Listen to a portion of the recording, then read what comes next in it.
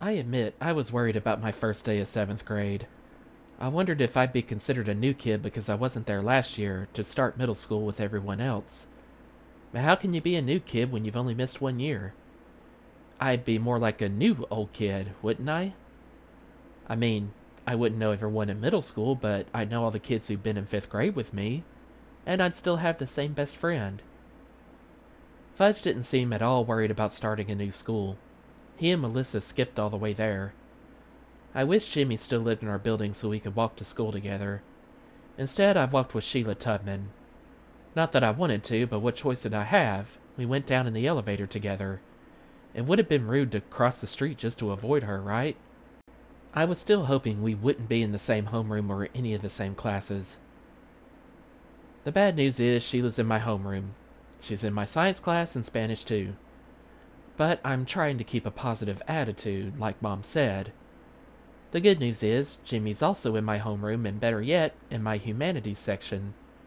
We even have the same lunch period. And nobody at school acted like I was a new kid.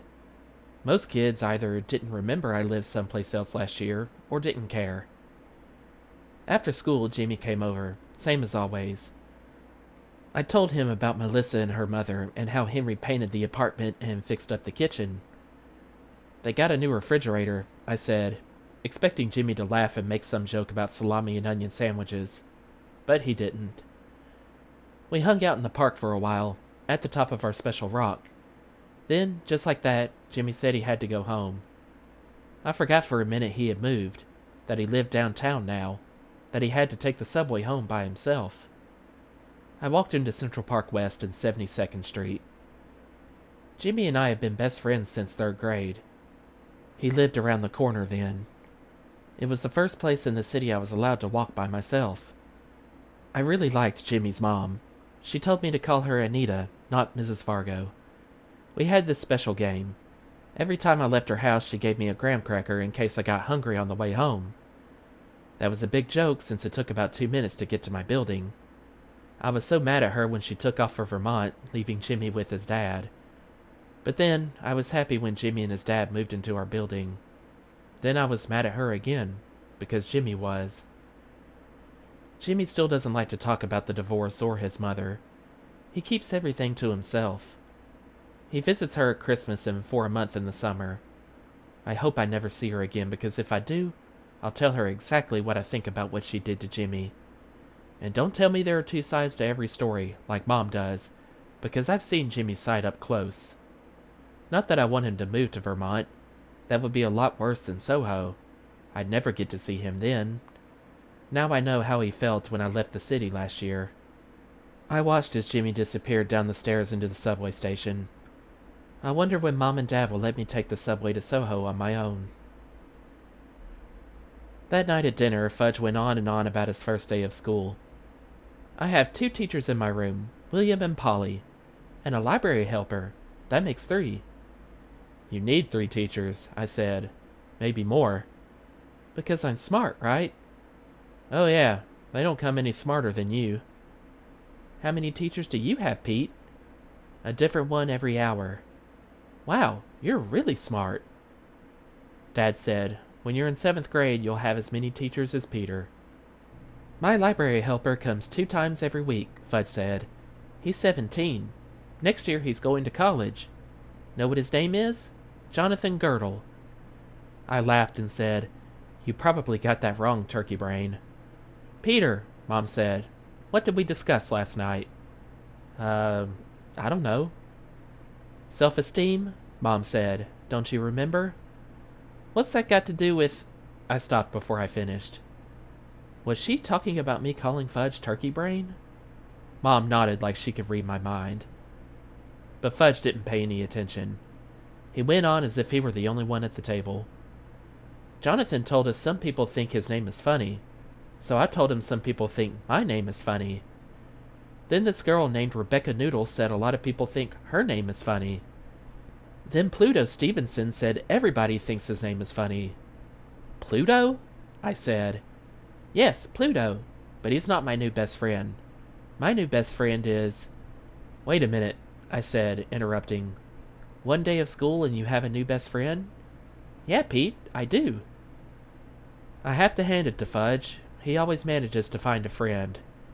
He never worries like I do when I go someplace new, that maybe no one will like him. Guess what my new best friend's name is? Fudge asked later that night. I was at my desk. I'd just finished my math homework and was about to start on Spanish. We're having a vocabulary quiz on Friday.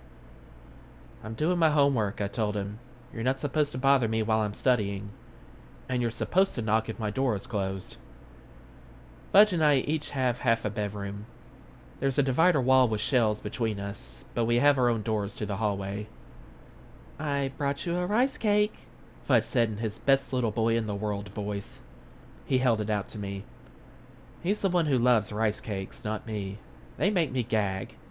They're like eating cardboard. I don't want a rice cake, I told him. You know how I feel about rice cakes. Anyway, aren't you supposed to be in bed? I can't go to bed until you guess, he said, nibbling at the rice cake himself. Okay, what am I supposed to guess this time? Pay attention, Pete, he said. You're supposed to guess my new friend's name. If you want me to guess, you have to give me a clue, I told him. Okay, his first name is what I want to be when I grow up. King? I guessed. Wrong. President? Very funny, Pete. Try again. Let's see. I pretended to think about it. Oh, I've got it. Miser? No. He shoved half the rice cake into his mouth at once. It's Rich. He waited for my reaction. When I didn't say anything, he repeated, His name is Rich. Get it, Pete? It's what I want to be when I grow up. When I still didn't say anything, he added, We call him Richie, and his last name is even better. Here's a clue. He's related to someone very famous. Someone we know. He stuffed the rest of the rice cake into his mouth and brushed off his hands. The crumbs landed on my Living Spanish textbook. I don't know anyone really famous. Yes, you do. I give up. Fudge whispered in my ear. He's you-know-who's cousin. We've been through this before, I told him, wiping off my ear. Harry Potter isn't real. He's a... But before I could finish, Fudge spit on the back of his hand 3 times. You said his name out loud? You have to spit 3 times or something terrible will happen. Hurry! He spit on the back of his other hand. I don't know why Fudge thinks you're not supposed to say the name Harry Potter out loud, but he does. It's some kind of magic he invented. I knew he was too young to listen to the book on tape, but Mom and Dad played it anyway, driving back from summer vacation. To tell the truth, it's easier to spit than argue with him, so I did, 3 times on the back of my hand. Whew, Fudge said. That was a close one. I hate to break it to you, I told him, but Potter is a common name. I know at least 2 kids at school whose last name is Potter. It doesn't mean anything. You were so wrong, Pete. Uncle Feather agreed with Fudge. You're so wrong, Pete. So wrong. Wrong. Cover Birdbrain's cage, will you? I said. I can't concentrate on my homework with him yakking. Yak, yak, yak, Uncle Feather said. I reached for my headset and turned up the volume. Sometimes I wonder how I ever survived without it. Richie Potter was at our apartment when I got home from school the next day. He's 2 heads taller than Fudge and so thin you can count his ribs through his shirt. He has a brush cut and big eyes that blink a lot, like maybe he needs glasses. I could see why Fudge got the idea he was you-know-who's cousin. He started wheezing right away. Allergies, he explained, digging his inhaler out of his backpack and puffing twice. You must have dust mites. I don't know, Fudge said, but Pete has a dog. Dogs are okay as long as they don't lick me, Richie said. If they lick me, I get hives. What about brothers? Fudge asked. Brothers are okay unless they lick their dogs. He and Fudge started laughing. Does your brother lick his dog? Maybe, Fudge said. Hey, Pete, do you... No, I said. Fudge and Richie laughed themselves silly. Want to see my bird? Fudge asked. He can talk. Richie followed Fudge, and I followed Richie. I like to be around when Fudge introduces his bird to a new friend. Presenting, Fudge said with a flourish, the one, the only, Uncle Feather. I have an Uncle Jocko, Richie said. Is your Uncle Jocko a bird? Fudge asked. No, Richie said. He's my mother's brother. Uncle Feather's not related to my mother or my father, Fudge said. He's just related to me. He's all mine. So what does he say? Richie asked. Whatever you want him to say. Richie thought about it. Then he said, Zoopity-zop. Uncle Feather just stood there, his head cocked to one side. Try something else, Fudge said. He likes real words, especially bad words. So Richie said all the bad words he knew, but Uncle Feather wasn't impressed. You try, Richie told Fudge. What's up? Fudge asked Uncle Feather. Usually Uncle Feather answers, What's up? What's up? But this time, nothing. What's wrong? I asked Uncle Feather. Cat got your tongue? I wouldn't say that in front of Tootsie or she'd start meowing. But Tootsie was taking her afternoon nap. Don't tease him, Pete. I'm not teasing him. I'm trying to get him to talk. He's not in the mood, Fudge said. Come on, Richie. Let's get a snack. I followed them to the kitchen. Mom was still in her whites from work. Are you a doctor? Richie asked. No, Mom said. A dental hygienist. One of my grandpas is a very famous neurosurgeon, Richie said. He fixes brains. We know this girl who fell off her bike, Fudge said, and her brains came out of her ears. My grandpa could have put them back in, Richie said. Too bad she didn't know your grandpa, Fudge said. What is he talking about? I asked Mom. Mom shrugged and rolled her eyes as if she was wondering the same thing. Then she said, Would you boys like a snack? Yes, please, Richie answered. I'll have broccoli. Broccoli, Mom repeated. Yes, please, Richie said. I'd like lightly steamed florets. Mom seemed really surprised. I don't think we have any broccoli in the house, but we do have carrots. Carrots are good, Richie said, dipped in either hummus or tahini. Now Mom was really surprised. We don't have hummus or tahini, but we have peanut butter and that tastes a lot like tahini.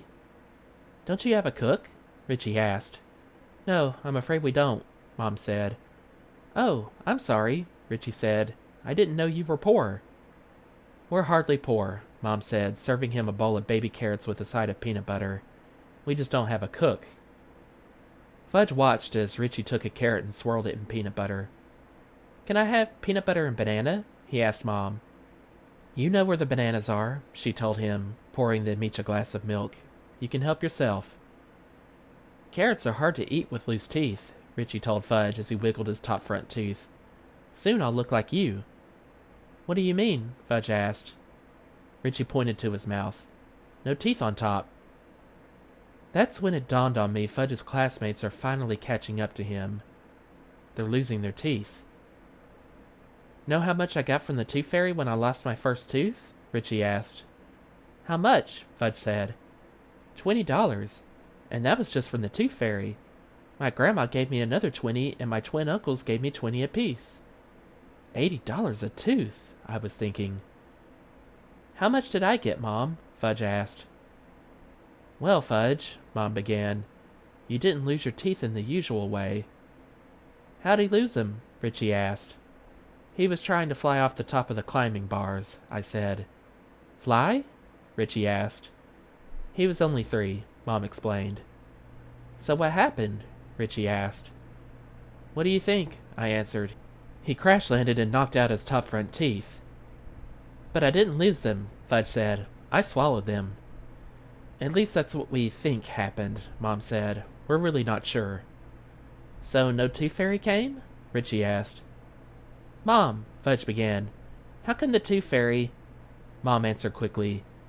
You were so young when you lost your teeth the tooth fairy put your money in the bank. I gave Mom a look. She shot me one right back. So that means I have money in the bank? Fudge asked. You certainly do. How much? Let's talk about it later, Mom said. My mom doesn't like to talk about money, Fudge told Richie. My mom loves to talk about money, Richie said, sporting a milk mustache. She's a designer. You can get clothes with her name on it. She's very famous. So's my father. He builds office buildings, and my grandma's filthy rich. You mean from counting her money? Fudge asked. I don't know, Richie said. Maybe. She should take her money to the bank to get it washed, Fudge told him. That's a good idea. Richie bit into a carrot with his back teeth. I have a lot of good ideas, Fudge said. I know, Richie said. That's why I want to be your friend. The next day, Richie Richest was back. So where's the toy room? What toy room? Fudge asked. You know, Richie said, the room where you keep all your toys. I keep my toys in my room. That's it? That's all the toys you have?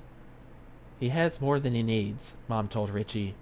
She was getting Tootsie up from her nap. Richie shook his head. I can have any toy I want whenever I want it. Even Lego Panorama? Fudge asked. Richie shrugged.